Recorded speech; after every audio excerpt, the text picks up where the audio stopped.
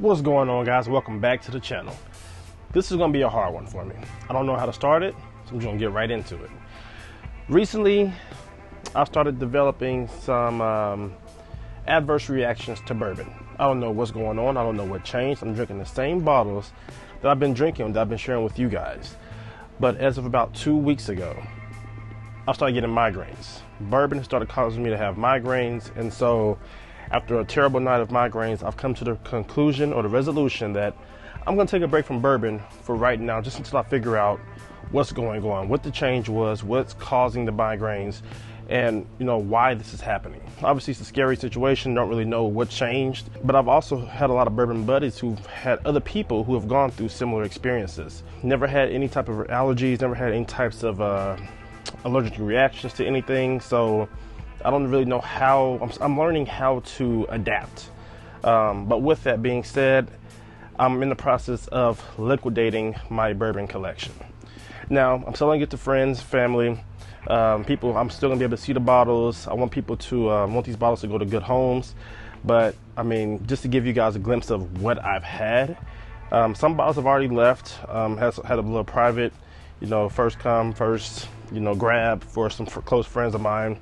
But I still have a lot of things left. I'm thinking about just having like a bottle draining party where I invite all my bourbon buddies over, and they just kind of rate the cabinet and grab what they want, drink what they want, whatever. If you've ever experienced any types of any of these symptoms at all with bourbon, please drop a comment down below. Tell me what you've done to prevent them. Tell me what changed, or if you just got out of the game completely. Please let me know. I've heard a lot of different perspectives, a lot of different experiences, but as for me right now, this is brand new for me. I've never had any of this anything like this happen to me before, so really don't know how to make this video a video, because it's kind of a bittersweet thing.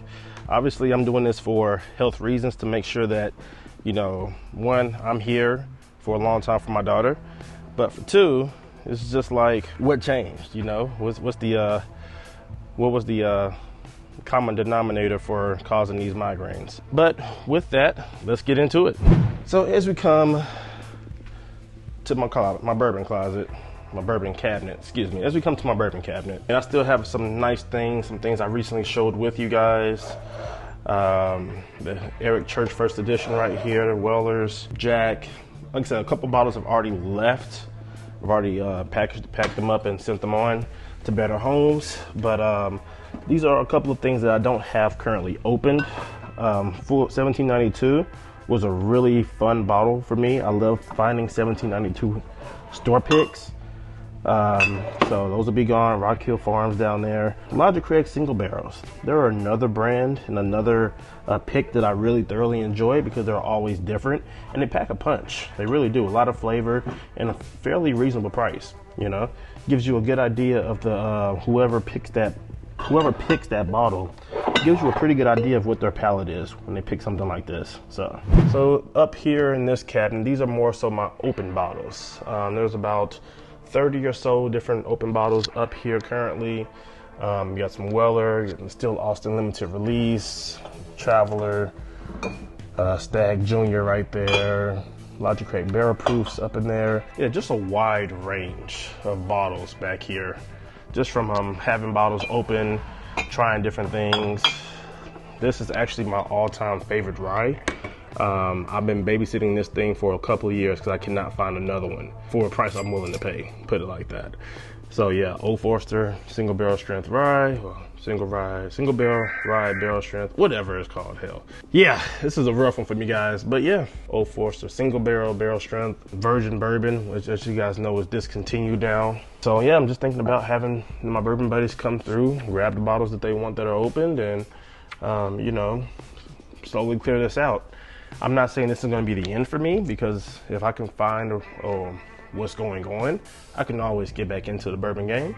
They make new bottles every year, If you guys remember, I think this one, let's reach back here.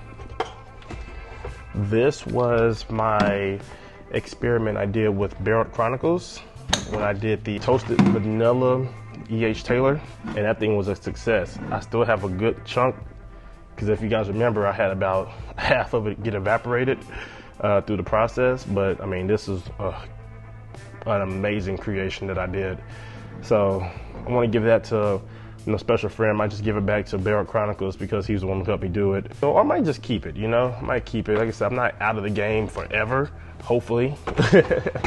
But as of right now, it's just not worth the side effects or the after effects are just not worth the temporary enjoyment you get while drinking it, Maker's Mark in there, that's the one I got from Memphis. That thing was killer. If you guys see how much I have left versus when I put that video out, I mean, that thing is hanging on by a thread, barely. And the thing is, I don't know if it's just all brown or if it's bourbon specifically. I don't know if I can drink Tennessee whiskey. I don't know if I can drink rye. I don't know if I can drink Jack Daniels. I just know that for the past couple of weeks, when I've been drinking primarily bourbon, and well, I always drink bourbon, but I've been going back to revisit some bottles that I thoroughly enjoyed and been kicking my butt, to put it mildly.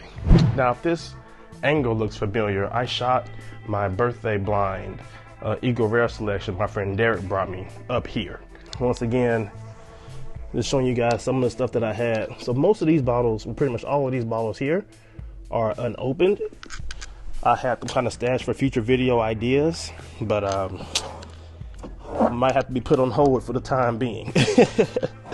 I edited in like them all laying down of everything that's in here, but I mean, I got Green River, just a wide variety, Old Foresters. I really wanted to try to see if larceny throughout the years was did it change? Which year was better? I have a C9 23. I think I have a C9 22 as well. Do a head to head. But yeah, these are just some video ideas I just never got around to shooting. The crazy thing is, I can drink rum, I can drink tequila, I can drink vodka, and I have no consequences from any of those at all. Like, I don't get a headache, I don't feel weird or anything. So I don't know what's going on. I really don't. The reason I named my channel The Unbottled in the first place is because I wanted the content to touch on different types of spirits, not primarily just bourbon. Obviously, bourbon is king right now. It has the largest fan base at the moment.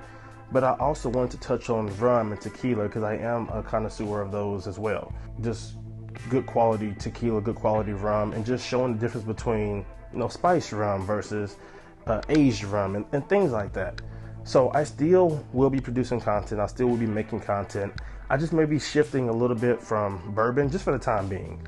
I've had requests from friends to still do bourbon hunts and things like that. So every now and then you will see me hunting for bourbon, but you probably won't see me reviewing or tasting any bourbon for a while, just until I figure out what's going on with the side effects or the after effects. Thank you guys for being a supporter for this short time I've had the channel. If you are interested in watching tequila content and rum content, drop a comment down below. Let me know, what you guys would like to see. If you still want primarily bourbon, that's fine. I still have bourbon friends that I can make some bourbon content. But as far as me being able to enjoy it and taste them myself, probably won't be able to do that for a little minute. Like I said, that kind of concludes this video. Thank you guys for the support.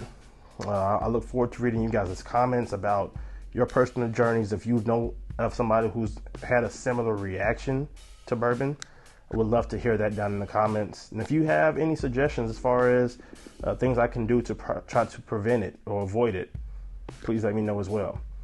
But as always, thank you for the love and support, and I'll see you guys next time. Cheers.